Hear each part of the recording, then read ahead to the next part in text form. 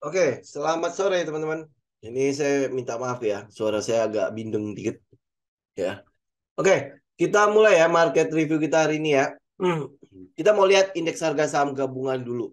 Kalau indeks masih sesuai dengan itulah ya, masih sesuai dia udah naik kemudian ngebest di situ ya, oke lah. Kenapa? Karena di atas itu ada resisten atau orang bilang itu adalah supply atau demand area ya. Jadi kalau dia bisa ngebest di situ ya buat ngumpulin kekuatan untuk nembus ini jauh lebih baik.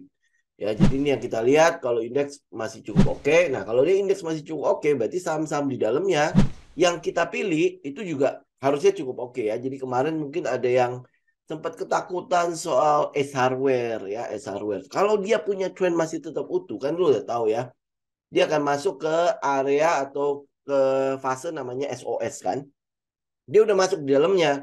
Jadi kalau dia koreksi ya wajar aja gitu kan. Kenapa? Nanti kita lihat ya. Saya ada salah satu contoh SOS itu seperti apa ya. Oke. Nah, apa yang mau kita bahas hari ini? Saya ingin mengupdate buat teman-teman adalah nikel. Ya, saya mau membahas ini adalah nikel. Kenapa? Karena ada beberapa sentimen-sentimen yang terus menguat nih ke arah nikel ini, ke arah kendaraan listrik ya, electric vehicle itu. Jadi dia terus menguat. Menguatnya apa? Satu, mungkin udah akan ada pembatasan. Jadi udah ada wacana untuk membatasi kendaraan BBM. Walaupun memang iya belum akan terjadi dalam waktu dekat ya. Memang belum akan terjadi dalam waktu dekat.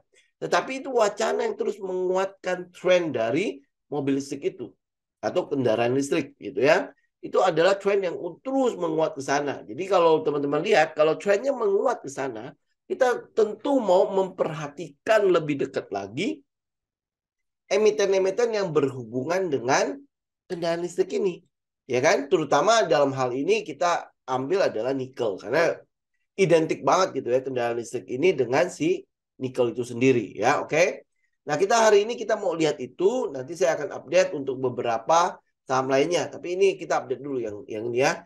Nah, hal yang kedua, kemarin ada RDP. RDP itu adalah rapat dengar pendapat dengan DPR. Jadi DPR ngumpulin semua pemilik smelter, sorry ya. Dia mengumpulkan semua perusahaan nikel sekaligus perusahaan-perusahaan smelter. Jadi ada di situ terungkap kalau Indonesia itu punya 34 smelter. Ada 34 smelter dan ada beberapa yang masih dikonstruksi. Kalau nggak salah 17 yang masih dikonstruksi, 6 dalam physical study ya. Jadi berarti kan belum dibikin ya, baru baru dilihat ya, baru di apa namanya, baru dipelajari gitu ya. Oke, nah, tetapi yang kita mau perhatikan dari 34 ini dulu ya. Dari 34 ini, 34 smelter didapati bahwa ternyata cuma ada 4 smelter yang siap memproduksi bahan baku kendaraan listrik atau baterai listrik itu. Baterai mobil listrik. Cuma ada 4. Oke, dari 34 berarti yang lain itu paling cuma melebur nikel menjadi NPI ya. NPI itu adalah nickel pig iron ya. Jadi cuma itu doang. Coba bayangkan ya, dari 34 ternyata dari rapat dengar pendapat itu mengkerucut cuma tinggal 4 gitu. Cuma ada 4 smelter yang siap untuk bahan baku bahan baku baterai listrik itu. Oke. Nah, jadi keempat smelter itu adalah ini. Yang pertama adalah Huaye. Huaye itu apa Huaye nikel kobal ya. Kemudian ada Halmahera Persada Legend. Ya, ada itu juga.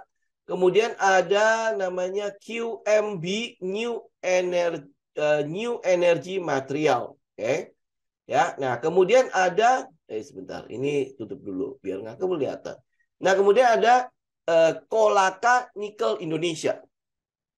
Ya. Nah, sekarang teman-teman kita kan udah tinggal mengerucut jadi 4 ini nih. Nah, kita lakukan research. Keempat perusahaan smelter ini ada nggak sih emitennya di Bursa Efek Indonesia? Kalau nggak ada, ngapain kita perhatikan kan? Tetapi kalau ada, itu yang mau kita mulai pantau emiten tersebut. Kalau kemarin kita ada satu video yang itu yang membahas tentang nikel, itu ada beberapa emiten yang kita lihat ya, Harum misalnya, kemudian Inco, kemudian NCKL, walaupun ini secara teknikal belum bisa diapa-apakan, kemudian NICL, dan satunya lagi adalah DKFT. DKFT ini kan minus itu ya, minus fundamentalnya kan, apalagi dia masuk ke papan pemantauan khusus lagi kan. Kenapa ya? Karena ada sesuatu yang membuat dia masuk situ lah. Teman-teman bisa lihat ada salah satu di RTI dia ada satu apa itu namanya ya, satu kolom sendiri, apa kolom lah ya, pokoknya teman-teman bisa lihat lah, ada salah satu kolom di RTI yang khusus untuk menampilkan si saham-saham dalam pemantauan khusus. Kenapa dia masuk situ, alasannya kenapa dan sebagainya. Jadi lu bisa lihat di situ. Nah, si DKFT itu kenapa? Ya. Jadi lu bisa lihat di situ. Jadi ya cukup oke lah. RTI kan kalau di handphone kan masih gratis kan. Ya, jadi lu bisa pantau di situ. Nah, oke. Kita balik ke sini. Nah, keempat perusahaan ini, keempat smelter ini punya siapa saja? Kita bahas satu-satu ya. Huaye Nickel Cobalt itu punyanya China ya. Dan ada di kawasan IMIP. IMIP itu adalah Indonesia Morowali Industrial Park ya. Nah, kalau dia ini nih kawasan IMIP ini adalah sebuah kawasan di daerah Sulawesi sana yang memang diperuntukkan untuk nikel.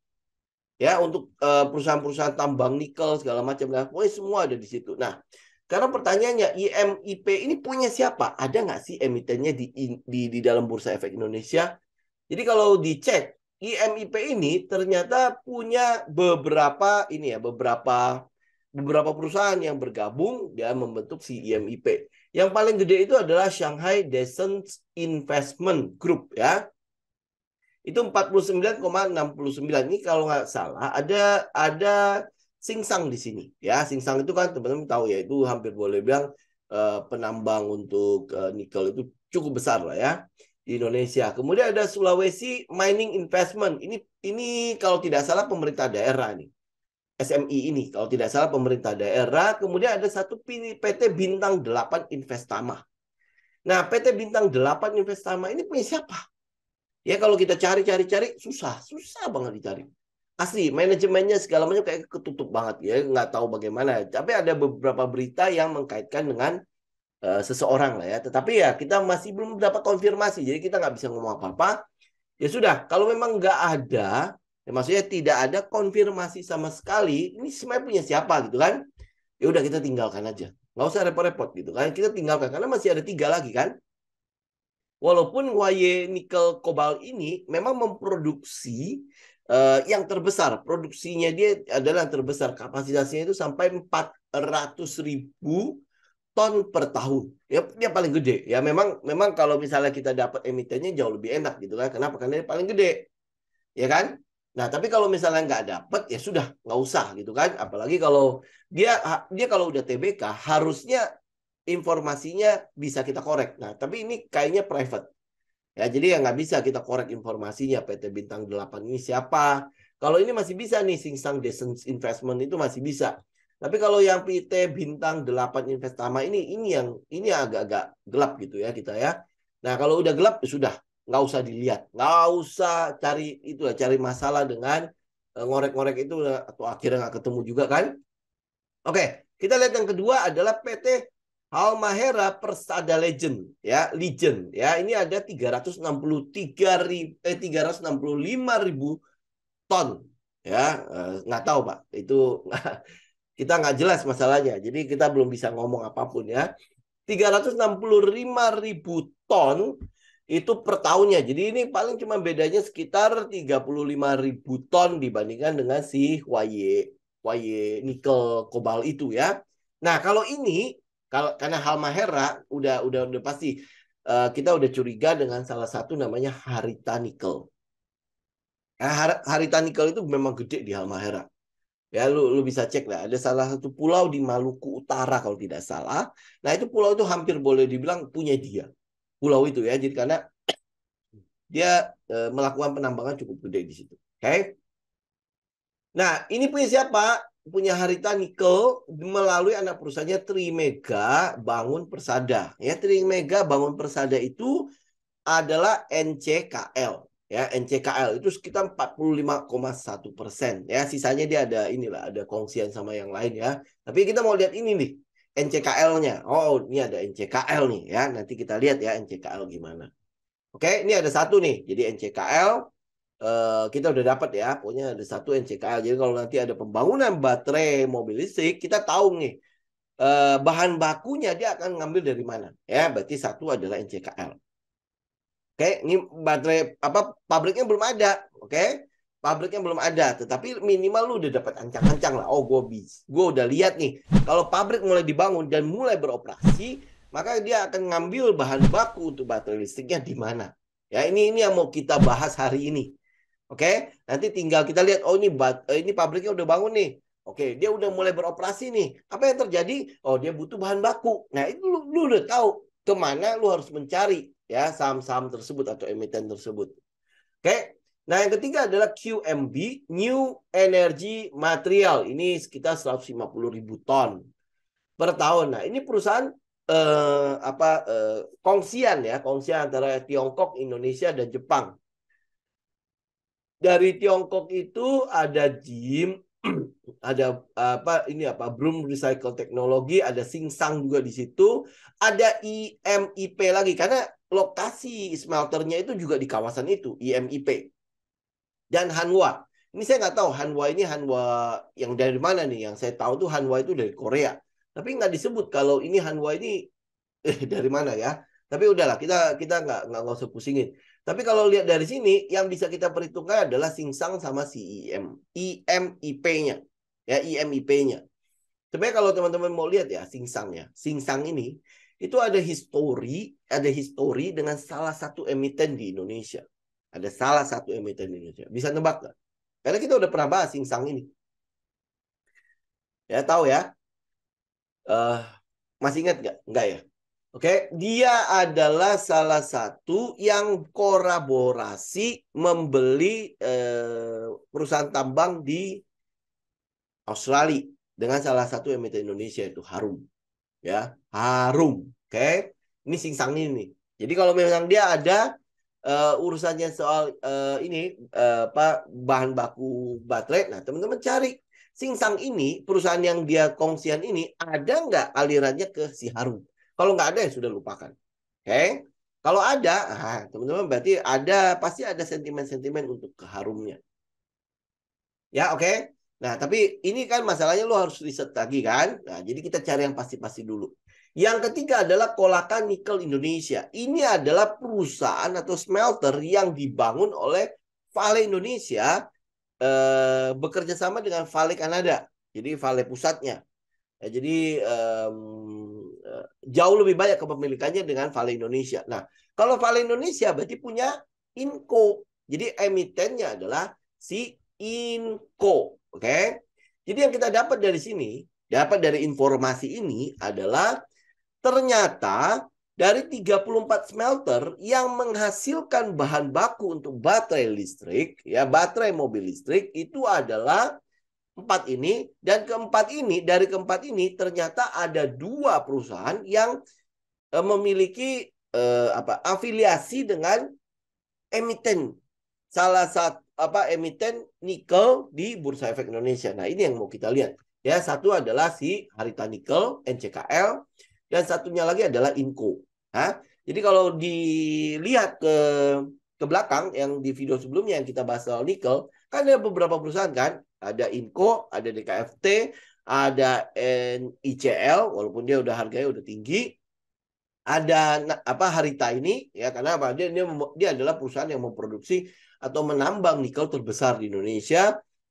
Kemudian Harum ya. Jadi kalau ini lu udah mengkerucut dong, berarti ada salah 2 emiten yang bisa gue perhatikan yaitu Inco sama si Harita Nickel. Jadi kalau misalnya yang lain itu cuman nambang nikelnya doang. Tapi dia nggak bisa menyalurkan ke pabrik baterai mobil listrik. Dia nggak bisa. Oke, nah Kalau dia cuma nambang doang, berarti dia cuma akan mendapatkan manfaat dari kenaikan harga bahan baku nikel. Ya. Nah, tetapi kalau dia bisa melebur, kemudian bisa digunakan sebagai bahan baku baterai mobil listrik, ini kan akan mendapatkan dua advantage ya, dua keuntungan. Yang pertama adalah dia dapat pendapatan dari kenaikan harga nikelnya. Yang kedua, setelah di smelting ya, kemudian hasil smeltingnya itu bisa digunakan sebagai bahan baku baterai mobil listrik. Jadi dia akan mendapatkan dua benefit sekaligus. Ya, lu tinggal pilih lah. Lu mau dapat yang cuma satu, ya, yang cuma karena kenaikan harga nikelnya doang, atau lu dapat dua-duanya. Ya, ini ceritanya nanti dia akan dapat pendapatan yang lebih besar yang mana nih? Gitu kan? Nah, jadi yang ini jadi kita mengerucut ya, mengerucut. Jadi oleh sebab itu kita lihat adalah Inco. Inco itu akan menjadi Inco ini akan menjadi salah satu saham yang akan kita perhatikan lebih dibandingkan dengan saham-saham yang lain. Kenapa? Padahal ini kan NCKL kan jauh lebih baik ya. Dia perusahaan nikel terbesar di Indonesia, kemudian dia punya smelter yang hampir sama dengan si YY Nikel Cobalt lagi, ya smeltingnya. Itu kan harusnya kita bisa lihat dia. Nah, kalau NCKL itu minusnya apa? Minusnya di teknikalnya. Minus teknikalnya, memang dia baru IPO. Ya, memang dia baru IPO. Nah, jadi teknikalnya itu masih minim sekali histori. Jadi kita agak gimana ya? Ya lu kalau mau ikut sih bisa aja. Ya tinggal lu ikut aja. Cuman kita masih belum bisa ngelihat, oh gue harus taruh stop loss di mana. Kalau gue mau lihat metodenya si Precycle, itu jelas belum ada. Ya kan? Kita coba lihat ya, NCKL. Ini NCKL nih, Trimega Bangun Persada. Teman-teman bisa lihat ya. Cuman segini tok. Ya, cuman segini tok. Teman-teman di IG buka itu ya, buka masing-masing ya. Lu cuma bisa lihat dari tanggal 12 April 2023 sampai hari ini. Cuma begitu doang. Nah, lu mau ngapain di sini? Ya paling kita bisa lihat, oh ini ada supply, demand gitu ya daerah sini. Jadi ini nanti akan mentok nih. Kalau mentok ya mungkin dia akan turun lagi. Nah, kayak gitu kan? Nah, moga-moga ini dia udah selesai turun nih. Siapa tahu dia bisa ngebest dulu daerah bawah sini. Semoga ya. Daerah best itu jadi di bawahnya 1000 sampai trading range-nya di 750. Moga-moga seperti itu. Oke, karena masih panjang. Pabriknya mobil listrik juga belum pabrik baterai mobil listrik juga belum ada. LG Chem juga masih nggak jelas kan, jadi masih belum bangun sama sekali. Kemudian kemarin ada siapa ya, BYD ya, BYD juga cuman ngomong doang. Kemudian ada perusahaan dari Inggris juga baru ngomong doang ya, belum ada realisasinya sama sekali. Jadi kita berharap adalah NCKL ini punya waktu untuk membentuk cycle-nya. Jadi ada waktu gitu loh buat ini ya, buat si institusi, aduh, kok jadi berepotan ya, si institusi untuk melakukan pengumpulan barang. Ya karena nggak mungkin gitu loh, mereka melakukan pengumpulan barang sambil naik harganya, nggak mungkin lakukan itu. Jadi dia pasti akan membentuk yang namanya base. Ada trading range di mana di situ mereka akan lakukan akumulasi. Karena akumulasi butuh waktu, nggak bisa tiba-tiba dia langsung jadi gitu ya. Dia langsung masuk gede-gede gitu kan, nggak bisa. Teman-teman bisa lihat ya, nih. Ini teman-teman bisa lihat sendiri ya. Dari volumenya sendiri, ya ini selama dia naik aja, ini nggak ada kenaikan volume sama sekali. Volumenya tidak naik sama sekali. Artinya apa? Ya akumulasi mungkin terjadi, tetapi belum masif. Ya belum masif. Jadi paling dia baru akan bikin trading range di sini. Ya moga-moga ini cukup waktu ya untuk si NCKL untuk bikin pre-cycle-nya. Ya, teman-teman bisa lihat ya. Pengumpulan barang di atas. Ya, ini saat tidak mungkin pengumpulan barang terjadi di atas. Ini waktu IPO orang mungkin berduyung-duyung beli ya. Kenapa? Karena terkesem dengan oh ya dia perusahaan nikel terbesar, masa sih nggak bagus gitu kan. Terus apalagi sekarang ada informasi dia punya smelter yang bisa yang hasil smeltingnya bisa dipakai atau digunakan sebagai bahan baku untuk membuat baterai mobil listrik. Wah, ini kan luar biasa kan? Nah, tetapi yang itu yang balik lagi yang saya bilang, teknikalnya belum bisa kita baca. Kalau lu mau ikutin cycle-nya, itu nggak bisa, belum bisa. Gitu. Jadi ya moga-moga dia akan ngebest. Moga-moga dia akan ngebest. Nah, kalau dia ngebest mungkin beda. Beda ngomongin nanti. Ya, kita akan mantau ini. Jadi kalau nanti dia ngebest, dia membentuk cakep banget gitu ya. Area-area yang kita mau, ya ini yang akan kita perhatikan nanti. Tapi sekarang tidak. Ya, sekarang saya katakan tidak. Oke? Kenapa? Karena teknikalnya nggak ada. Teknikal nggak ada, tapi semoga dia bisa ngebest antara 1000 sampai 750 sampai 700 lah. Ya, dia bisa ngebest daerah situ. Semoga ya, semoga. Jadi turunnya udah selesai, kemudian dia mau itu ya bikin trading range. Nah, di situ kita mau pantau apakah terjadi pengumpulan barang apa enggak. Kalau terjadi pengumpulan barang, nah itu yang mau kita lihat nantinya. Oke, ya cukup jelas ya. Karena dia mesti akumulasi dulu. Kalau tidak terjadi akumulasi, artinya tidak ada basis, tidak ada pondasi untuk kenaikan harganya. Berarti ya tidak ada pondasi. Ya nggak ada yang megang barang. Ya barangnya nggak ada yang megang. Ya, sehingga kenaikan ini pasti akan agak semu gitu loh. Pondasinya nggak jelas. Siapa yang megang barangnya? Nah yang megang itu berapa gede? Tahu-taunya yang megang itu retail juga. Ya udah dia naik sebentar aja udah pasti bubar. Ya lu bisa cek lah seperti hardware deh. Gitu kan. Waktu dibawa, ayo ikut. Nggak ada yang mau ikut. Ya nggak ada yang mau ikut. Begitu dia udah jalan, ikut, wah kejar gitu kan. Turun dia. Ya turun dia. Terus apa yang, udah ketar-ketir. Ya udah ketar-ketir. Kenapa? Lu nggak punya trading plan. Lu nggak tahu apa yang harus gue lakukan gitu ya. Pokoknya gue taunya adalah, kata ini, kata itu, kata ini. Wah udah pokoknya udah kata-kata ya udah ini yang repot gitu ya. Oke. Jadi ya minimal minimal itulah punya basis lah untuk punya dasar lah untuk melihat pergerakan harganya. Jadi nggak terombang-ambing gitu loh. Yang saya posting kemarin, ini saya sengaja memposting. Lu tahu kan ya dalam trading 80% itu adalah psikologi dan money management. Ya 20% itu action lu. Ya action kita apa sih? Lu cuma tinggal menunggu ya dia di daerah yang daerah support lagi ya gua masuk. Ya kan? Dia nge-breakout. Breakoutnya ngapain? Gua masuk gitu kan. Nah, sisanya setelah itu gua follow the trend, sisanya gua menunggu. Menunggu di tempat yang gua mau entry, terus habis itu menunggu trendnya selesai. Gitu. Nah, yang kita tidak punya itu adalah yaitu nunggu itu loh. Kita nggak bisa menunggu. Pengennya itu apa? Gue masuk besok kaya raya. Ah itu yang repot. Gitu. Karena apa? Ya kita di trading itu ya lu mesti tahu bahwa ini adalah sebuah skema untuk menjadi kaya tapi secara perlahan.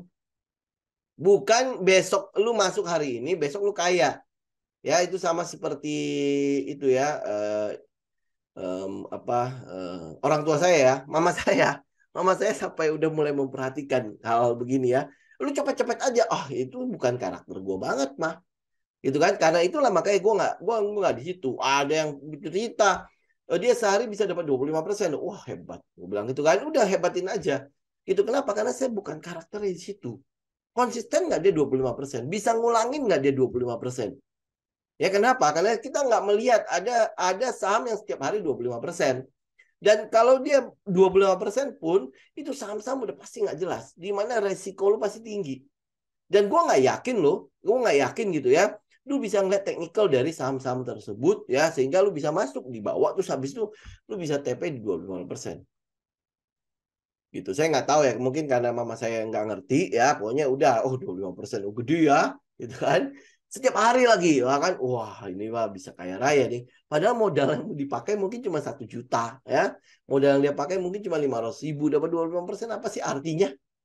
Gitu kan, dibandingkan kalau misalnya lu bisa masuk dengan cara ini, lu bisa masuk 1 miliar, bisa masuk berapa, nggak usah bilang 1 miliar lah, berapa ratus juta aja, lu masuk 100 juta aja di S Hardware kemarin, hari ini itu di floating profit lu ada sekitar 50 jutaan. Gitu ya, kalau misalnya lu masuk 300 juta, floating profit lu hari ini ada 150 juta. Gitu. Dan lu nggak ngapa-ngapain, maksudnya trading dengan santai, bukan nggak ngapa-ngapain, kita tetap kerja ya. Tetapi ya kita santai gitu loh, nggak gimana dia nggak naik, pada saat dia naik gimana pot-potan gitu kan, nggak mau kayak gitu, itu juga nggak sehat buat jantung lu kalau gitu ya, kalau gue bilang ya. Ya udah gitu ya. Nah itu satu NCKL. Oke, kita balik lagi. Jadi NCKL kita mau tunggu dia bisa ngebest nggak? Ya, bisa bikin trading range dulu, kemudian dia ngebest. Nah, pada saat dia ngebest, kita mau pantau nih fase A, fase B, fase C, fase D dari price cycle-nya. Nah, kalau dia udah fase D, nah itu enak tuh. Ya, berarti kan kita udah tahu nih, oh setelah fase D ngapain dia, kan? Jadi ini kita akan tunggu dia bikin trading range. Nah, saham yang kedua adalah Inco. Ya, Inco. Nah, Inco ini kita udah ngomong ya di sebelumnya. Lu kalau misalnya mau lihat SOS, daerah SOS itu kayak gimana nih? Kayak gini. Nih, ya. Jadi dia sudah breakout dari dia punya sideways. Ini adalah daerah sideways-nya. Ini adalah set satunya di bawah. Inco ya. Kemudian dia ngebest di atas. Nih, dia ngebest di atas. Nah, pada saat dia ngebest itu, lu akan lihat terjadi yang namanya distribusi di awalnya. Ada distribusi terjadi di awal. Ya. Jadi kalau lihat nih, kita gede, nggak apa-apa di sini aja. Nah, lo akan lihat ya, volume gede-gede. Ini adalah distribusi nih. Ya, ini adalah distribusi di awal. Ini buying klimaks ya, kemudian dia AR. Kemudian dia secondary test yang kita sebut sebagai UT, UTAT ya, UT, UTAT ya. Kemudian turun lagi, teman-teman bisa lihat lah. Ya, nah habis itu kita tunggu apa sih? Kita tunggu dia di ujungnya dia akan bikin rangkaian LPS. Dia akan bikin rangkaian LPS. Nah, karena kita mau masuknya di daily, kita di daily. Apa yang kita tunggu di situ? Pertama, teman-teman lihat ya. Nih lihat ya. Ini buying klimaks nih. Ini klimaks, kemudian dia sempat ngebest lagi. Ya, kemudian naik. Ini rangkaian SOS-nya. Kalau lihat di weekly pasti langsung kelihatan ya. Ini adalah SOS-nya. Oke. Nah, kemudian lu lihat ya, ini akan bikin rangkaian LPS di sini. Ya, kalau lu tarik ya ini trendline 1, trendline 2. Ya ini kalau itu ya, sebentar ya. Ini saya gedein ya. Nah, kalau dia mulai, ini hari ini kan nge-gap nih. Tadi ya saya udah mau masuk nih. Cuma dia nge-gap, udah nanti aja. Ya nih, kalau dia mulai nih, ini akan sejajar. Ini akan mulai datar gitu. Dia akan mulai datar. Ini kan udah mulai ngebest nih.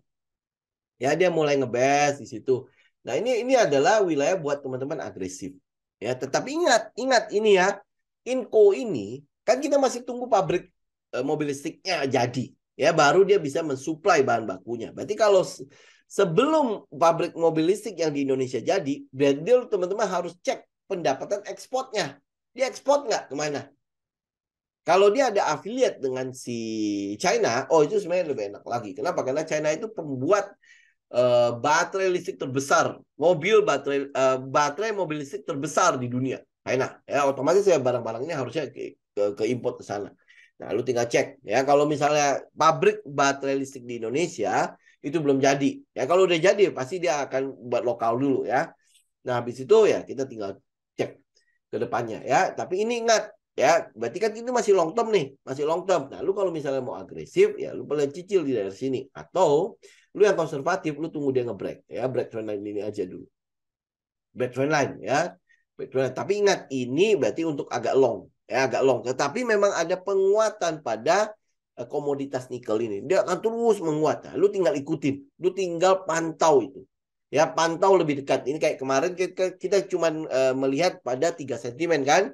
Satu soal bahan ya bahan mineral kritis. Ini kan belum keluar nih ya keputusan presidennya.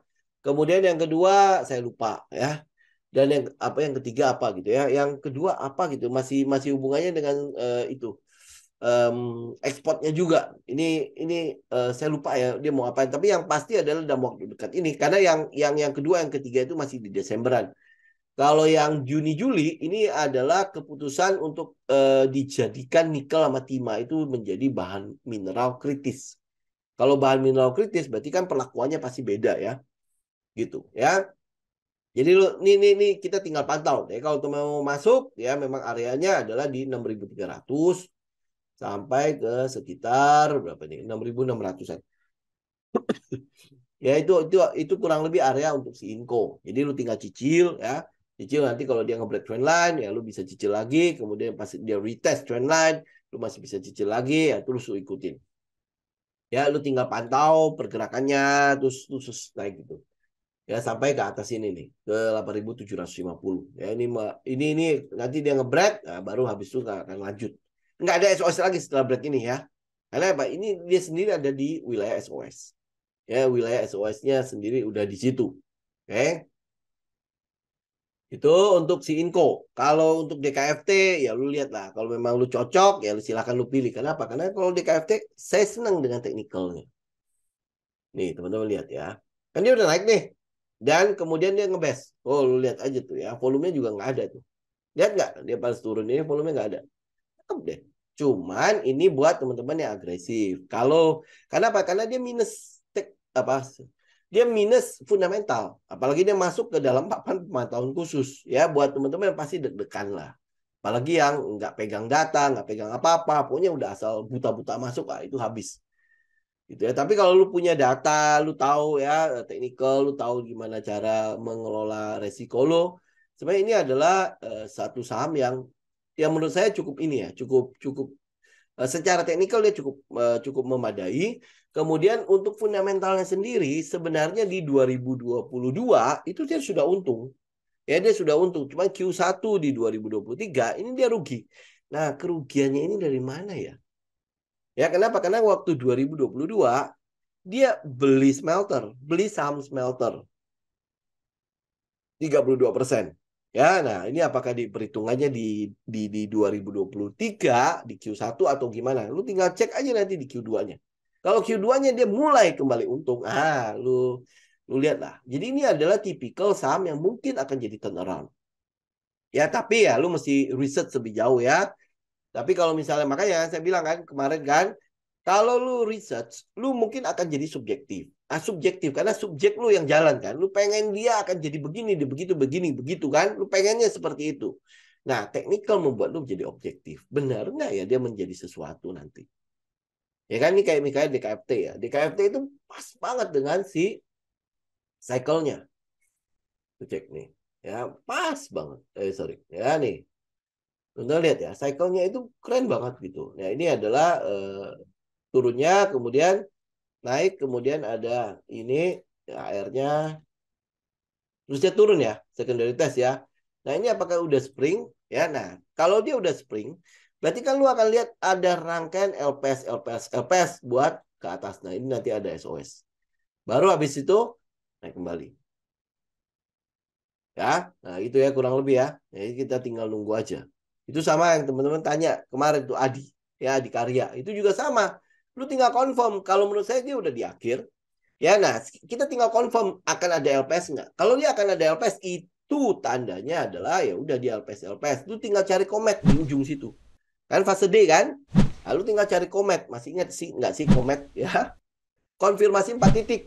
Ya, lu tinggal cari komet di daerah itu. Jadi lu tinggal lu konfirmasi aja.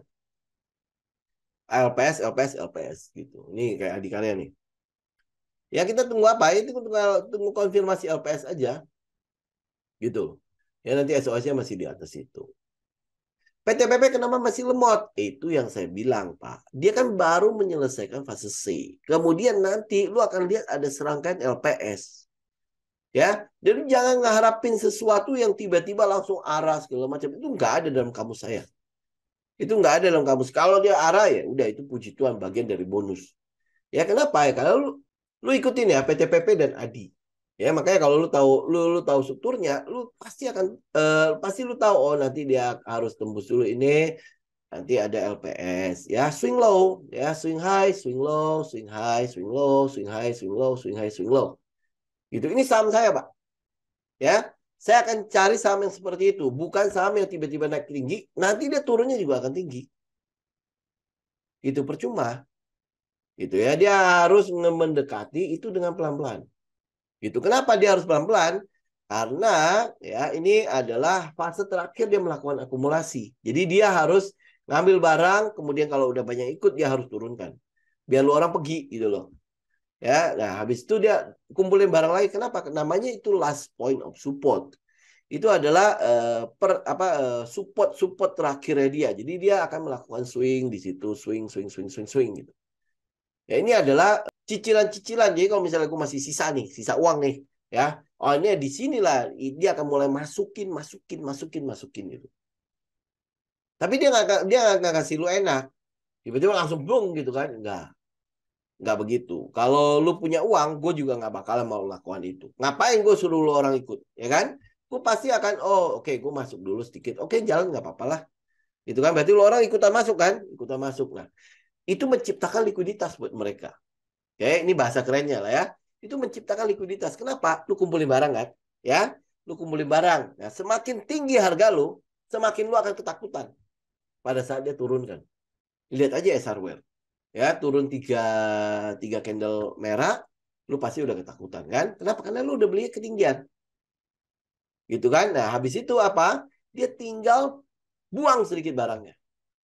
Barangnya sih bukan semahal itu loh. Barangnya mah average-nya pasti di bawah. Di mana nih? Ah, average-nya di sini, di 1.000, ya kan? Dia bisa aja nanti naikin sampai di atas 1.000, nah kena EMA 200, kemudian turunkan. Ya pada saat turunkan, itu likuiditas tercipta buat mereka. Kenapa? Karena pada saat harga turun, nah secara psikologi lu fear. Ya lu takut. Ya lu takut, lu buang barang, ditampung aja udah. Ya, ya lu buang barang, buang barang. Nah, semakin banyak lu buang barang, semakin bagus. Kenapa? Karena dia nggak mau lu ikut. Ya kan? Agar dia kalau bisa ngumpulin sebanyak-banyaknya, baru habis itu dia naikin jauh lebih gampang.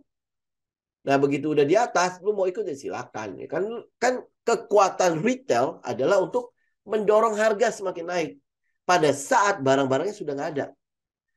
Jadi lu disisain barang sedikit untuk terus rebutan gitu loh. Nah, itu logika dari kalau lu ngumpulin barang. Namanya akumulasi kan. Akumulasi itu apa sih? Mengosongkan barang di pasar. Sehingga menyisakan sedikit biar lu rebutan. Nah, kekuatan retail untuk merebut itu gede banget. Ya, saya ambil asumsi ya, saya ambil contoh. Ini saya contoh loh ya, jangan menyerang saya. Oke. Lu lihat kalau mak ada barang diskon. Barang diskon itu apa sih? Barang yang sudah sisa. Kalau lu jual udah susah gitu loh. Sisa 1-2 pasang, kalau mau dipatukan udah susah. Ya. Nah, begitu barang diskon lu lihat. Ya, kekuatan dari emak-emak itu. Nah, kurang lebih lalu lihat retail tuh kayak gitu. Wah, dia rebutan barang itu. Ya sampai sampai saya pernah lihat loh ya. Satu baju tuh sampai sobek karena apa? Tarikan. Wah, luar biasa deh pokoknya. Nah, itulah retail. Ya itulah lu seringkali muncul di saat-saat yang seperti itu. Barang udah sedikit, lalu rebutan nih, takut nggak kebagian. Ya, nah itulah kekuatan retail dipakai untuk menaikkan harga. Karena pada saat apa? Barangnya udah dikumpulin, ya udah sisa-sisa barang sedikit ya, sudahlah lu ambil aja. Gitu. Itu logik dibalik pengumpulan barang. Ya, logik dibalik wake up recycle. Itu logikanya lah ya. Jadi kalau lu bisa lihat lah di kehidupan sehari-hari, makanya analogi saya sering saya lihat oh kayak gitu ya. Ya pada saat lu lihat barang udah tinggal sedikit ya. Lu kayaknya barang udah tinggal sedikit nih. Gua harus. Pada saat barang masih banyak, lu nggak mau. Ya kan? Itu banyak sih nggak bagus lah. Tahu-taunya laku gitu loh. Oh, ini benar nih. Oh ya udah gua cepet-cepet gua rebut gitu kan? Gitu. Ya itu kurang lebih logiknya lah ya. Jadi kalau ditanya kenapa PTPW masih lemot ya karena memang belum selesai. Gitu ya. Tapi habis itu kalau udah selesai dia akan naik tinggi enggak juga ya. Saya akan mengharapkan kenaikan harga yang pelan-pelan. Dia naik pelan-pelan akan jauh lebih baik buat saya. Kenapa? Itu menandakan bahwa harganya stabil gitu loh. Jadi yang gajah di dalamnya pun belum pergi. Gitu. Kalau dia naik dengan cepat, gajah pun akan beranjak lebih cepat. Ya kita nggak mau kayak gitu. Karena apa? Takutnya kita nggak mantau. Nah kalau kita sampai nggak mantau, tahu-taunya gajah udah pergi. Gimana nih? ARB sekarang 15%, Bo. Ya nanti September 35%. Lumayan kan? Gitu kan? Jadi ya makanya kenapa kalau ini mungkin ya biar teman-teman aware gitu ya. Kalau setup saya itu adalah setup yang kurang lebih ke position. Kurang lebih adalah trading santai. Ya, trading santai. Lu nggak akan bisa ngarapin dari metode saya untuk mencari saham yang akan arah. Nggak ada.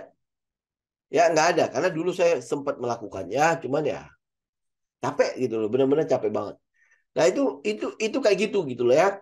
Jadi kita akan mengharapin adalah trading yang santai. Sehingga apa? Kalau lu punya kegiatan yang lain, lu punya bisnis, lu punya kerjaan, lu mungkin masih kerja sama orang, atau mungkin lu ibu rumah tangga, Bisnis utama lu ladenin dulu. Pekerjaan utama lu kelarin dulu.